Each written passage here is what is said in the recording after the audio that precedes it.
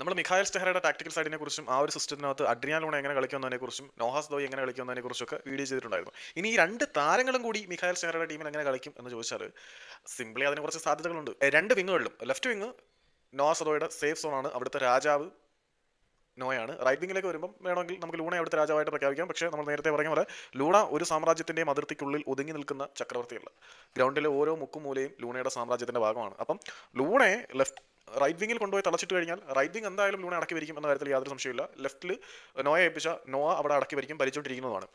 അപ്പോൾ ഈ രണ്ട് താരങ്ങളും രണ്ട് പാർശ്വങ്ങളിൽ കൂടെയും ആക്രമണം ശക്തമാക്കും എന്ന കാര്യത്തിൽ യാതൊരു സംശയമില്ല. പക്ഷേ ഈ രണ്ട് പാർശ്വങ്ങളിൽ കൂടെയും ആക്രമണം ശക്തമാക്കുമ്പം വേണമെങ്കിൽ ഇവിടെ ഇവർക്ക് ഇടയ്ക്ക് പൊസിഷൻ സ്വിച്ച് ചെയ്യാമെന്നല്ലാതെ രണ്ടാളുകളും തമ്മിലുള്ള ഒരു കോമ്പിനേഷൻ പ്ലേ നമുക്ക് കിട്ടത്തില്ല. രണ്ട് ഇൻഡിവിജ്വലി എക്സലന്റ് ആയിട്ടുള്ള താരങ്ങൾ അങ്ങോട്ടും ഇങ്ങോട്ടും കിടന്ന് കളിക്കുന്നു.